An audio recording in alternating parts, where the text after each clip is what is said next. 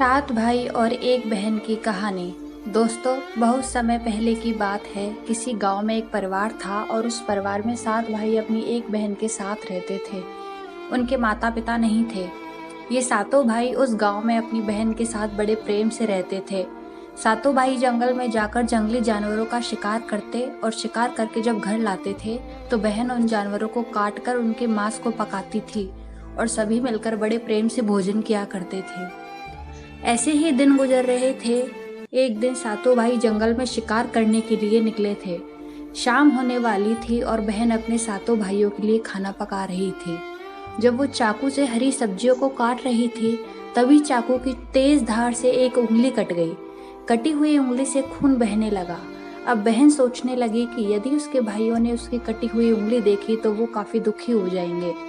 इसीलिए उसने सोचा कि अपने भाइयों को इसके बारे में नहीं बताना चाहिए और उनसे यह बात छिपाकर रखनी चाहिए। उसने अपनी ओढ़नी और दीवारों पर खून को पोंछना चाहा, लेकिन फिर दिमाग में विचार आया कि यहाँ तो मेरे भाई आसानी से देख लेंगे। फिर उसने अपने खून को साग में ही पोंछ दिया। जब शाम को सातों भाई शिकार करके आए तो बहन ने भाइयों के लिए भोजन परोसा। आज सातों भाइयों को साग बहुत ज्यादा स्वादिष्ट लगा और सभी अपनी उंगलियां चाटते रह गए और अपने बहन की पाक कला का बखान करने लगे। अपनी तारीफ सुनकर बहन भी बहुत खुश हुई। अगले दिन सभी भाई सुबह खा पीकर जंगल में शिकार के लिए निकल पड़े। वो शिकार तलाशते तलाशते थक गए और एक पेड़ की छांव में बैठ गए और बातों ही बातों में सातों भाई रात के भोजन के बारे में बात करने लगे। रात में बहन ने जो साग बनाया था उसी की चर्चा करने लगे।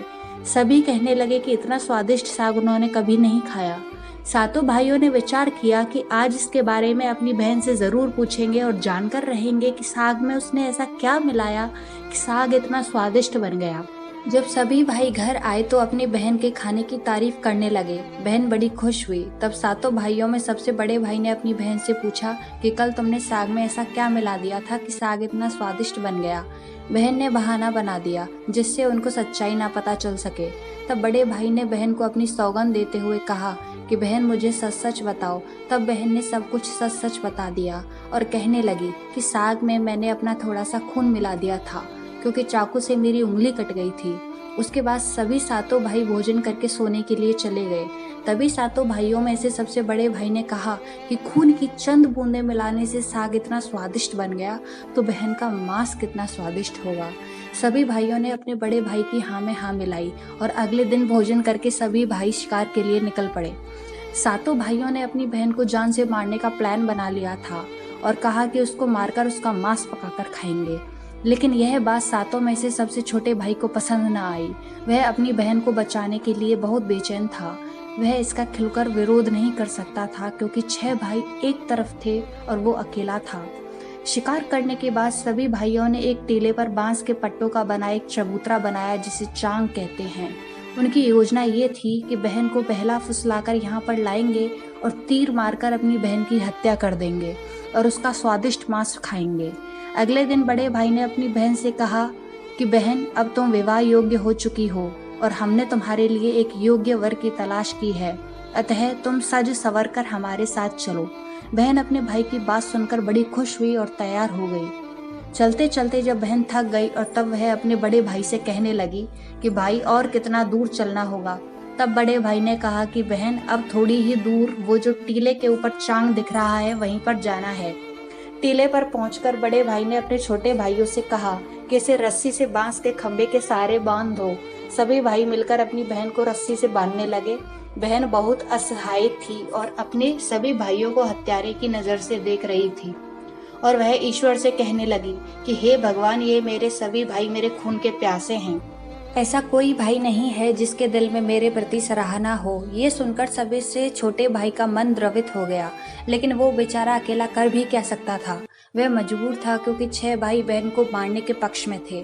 बहन को बांधने के बाद बड़े भाई ने अपने सभी भाइयों को बाढ़ मारने का आदेश दिया। जब बड़ा भाई सबसे पहले धनुष से बाढ़ मारने के लिए चला तो बहन अपने बड़े भाई के सामने हाथ जोड़कर करुण स्वर में कहने लगी कि मारो मारो भैया, छाती में लक्ष्य करके, तुम्हारा तीर तुम्हारा धनुष जंगल को जाएगा। मारो मारो भैया, छाती में लक्ष्य करके, भैया छाती में लक्ष्य करके। बड़े भाई ने कठोरता से बाण चलाया लेकिन उसका तीर सही निशाने पर नहीं लगा अब दूसरे भाई की बारी थी। वह भी बहन को मारने के लिए धनुष बाण उठाया। उसके भी सामने बहन ने हाथ जोड़कर वही करुण स्वर गाने लगी। दूसरे भाई का भी निशाना विफल हो गया।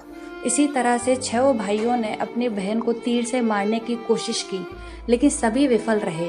अब 7वें भाई का नंबर आया और सभी भाई कहने लगे कि भाई पूरी ताकत से तीर चलाना और बहन को एक ही तीर में ढेर कर देना। यदि तुम्हारा निशाना चूक गया तो हम तुम्हें जिंदा नहीं छोड़ेंगे और हम सब मिलकर तुम्हें मार देंगे। बहन ने अपने छोटे भाई की जान खतरे में देखी तो अपने भाई की जान बचाने के लिए उसने ईश्वर से प्रार्थना की कि हे ईश्वर, मेरे भाई का तीर मेरी छाती भेदने में सफल हो जाए। और वह फिर करुण गीत गाने लगी। लक्ष्य करके तेरा तीर मेरी छाती भेद जाए, मारो मारो भैया, छाती में लक्ष्य करके मारो। छोटे भाई ने तीर चलाया और उसका तीर बहन के मरम पर जा लगा। वह दर्द से तड़पती हुई कुछ देर छटपटाने के बाद उसके शरीर से प्राण निकल गए। बहन के मरने के बाद सभी 6 भाई बहुत खुश हुए, लेकिन 7वां भाई बिल्कुल भी खुश नहीं था। सभी भाइयों ने मिलकर बहन के शव को चांग से नीचे उतारा। उसके बाद 6 भाइयों ने बहन के शरीर की बोटी बोटी करके काट डाले और बड़े भाई ने अपने सबसे छोटे भाई को जंगल से लकड़ी और पानी लाने का आदेश दिया। छोटा भाई लकड़ी और पानी के साथ साथ कुछ मछली और केकड़ा भी लेकर आया था। वह अंदर ही अंदर बड़ा दुखी था। उसके सभी भाई बहन का मांस बड़े चाव से पका रहे थे। वह अपनी बहन का मांस नहीं खा पाएगा। यदि उसने ऐसा किया तो उसके सभी भाई मिलकर उसे गालियां देंगे।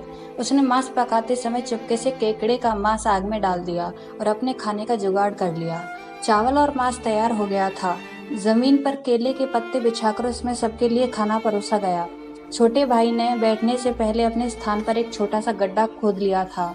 उसने केले के पत्ते में परोसे गए बहन के मांस को उस गड्ढे में डाल दिया तथा मछली और भात खाने लगा। बाकी 6 भाई अपने बहन की हड्डियां चबाने लगे तो छोटा भाई केकड़ा चबाने लगा। भोजन करने के बाद बड़े भाई के कहने पर छोटे भाई ने सबका बचा हुआ झूठा साफ किया। बहन की बची हुई हड्डियां और उनके अन्य भाग जैसे कि सिर, नाखून, पंजे सबको इकट्ठा करके उसी गड्ढे में डाल दिया और ऊपर से मिट्टी डाल दी। कुछ समय पश्चात उसी स्थान पर बांस का एक पौधा उगाया।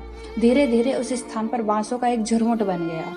एक बार उसी स्थान पर एक संत आए और उसी बांस के झुरमुट तले छुपकर मल त्याग करने लगे।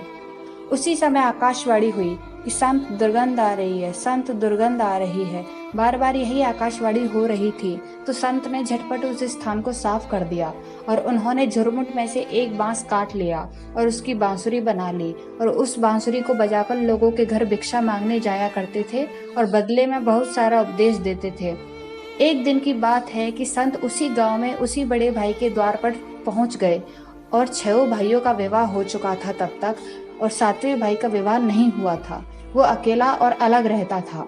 जो ही संत ने बड़े भाई के आंगन में कदम रखा उसी समय बांसुरी बोल उठी कि नहीं बाजो रे बांसुरी, यही है दुश्मन सबसे बड़ा। बड़े भाई के घर नहीं बाजो रे बांसुरी, दया प्रेम सब छोड़कर रिश्ते में यही दाग लगाया है। नहीं बाजो रे बांसुरी, यही है दुश्मन सबसे बड़ा। बड़े भाई के घर नहीं बाजो रे बांसुरी। योगी की बांसुरी से बार बार यही आवाज निकल रही थी, जिसको सुनकर बड़े भाई के पसीने आने लगे। उसने अपनी पत्नी से योगी को तुरंत भिक्षा देकर विदा करने को कहा। ऐसा करके संत सभी 6 भाइयों के पास गए। सभी के सामने यह बांसुरी वही गीत गाने लगती। सभी भाइयों ने अपनी पत्नी से भिक्षा दिलवाकर उस संत को अपने द्वार से विदा कर दिया।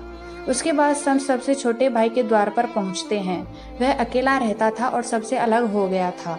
जैसे संत 7वें भाई के द्वार पर पहुंचते हैं वैसे ही बांसुरी बोल उठी, बाजो रे बाजो बांसुरी मेरे सबसे छोटे भाई के घर। मन की बात मन में छुपाकर युग युग से रखा है अंतर। मैं बाजो रे बांसुरी, यही है मेरे सबसे प्यारे भाई का घर। योगी की बांसुरी से यह प्यारा संगीत सुनकर छोटे भाई ने उस संत को अपने घर में बुलाया और बैठने को कहा। संत को जलपान करवाया तो छोटे भाई ने बांसुरी के बारे में योगी से पूछा तो संत ने सब कुछ कह सुनाया कि उसने कैसे बांस को काटकर बांसुरी बनाई है और कैसे आकाशवाणी हुई थी। छोटे भाई ने संत से विनती की कि वह इस बांसुरी को मुझे दे दें। यह सुनकर संत ने उसे बांसुरी सौंप दी। संत के चले जाने पर छोटे भाई ने बांसुरी को अपने सिरहाने पर धूप दीप जलाकर बड़े सम्मान के साथ रख दिया। कुछ समय बाद छोटे भाई के घर में परिवर्तन दिखाई देने लगा। जब वो काम से घर लौटकर आता तो अपना घर साफ सुथरा पाता। जब रोज रोज उसके गैर मौजूदगी में उसके घर की सफाई होने लगी तो वह अपनी भाभीियों से जाकर पूछने लगा कि हमारी गैर मौजूदगी में क्या आप लोग हमारे घर की सफाई करते हैं? तो सभी ने कहा, हमें अपने काम से ही फुर्सत कहाँ मिलती है जो हम तुम्हारे घर की सफाई करने के लिए जाएंगे। यह सुनकर छोटे भाई ने यह निश्चय किया कि वो आज छुपकर देखेगा कि उसकी गैर मौजूदगी में उसके घर की सफाई कौन करता है। इसीलिए छोटा भाई काम पर नहीं गया और घर में छुपकर देखने लगा। घर सुनसान होने पर जिस स्थान पर उसने बांसुरी स्थापित की थी, उसी बांसुरी में से उसकी बहन की शक्ल की एक लड़की निकलती है और उसके घर का सारा काम करके उसी बांसुरी में समा जाती है। यह सब देखकर छोटे भाई को अपनी आंखों पर विश्वास नहीं हुआ।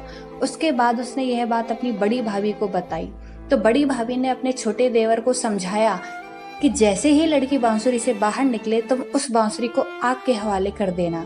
उसके बाद उस पर तुलसी का जल छिड़क देना, फिर देखना कि क्या होता है। छोटे भाई ने अपनी बड़ी भाभी के कहे मुताबिक सारा काम किया। वह बांसुरी से लड़की के निकलते ही बांसुरी को आग के हवाले कर दिया और लड़की पर तुलसी जल छिड़क दिया। तुलसी जल के स्पर्श से ही वह लड़की मानव रूप में आ गई। भाई ने देखा तो यह उसकी छोटी प्यारी बहन है। उसने अपनी बहन को गले से लगाया। उसके बाद दोनों भाई बहन बड़े प्रेम से रहने लगे। बहन ने भाई को और भाई ने बहन को अपना लिया और दोनों उसी घर में प्रेम पूर्वक रहने लगे।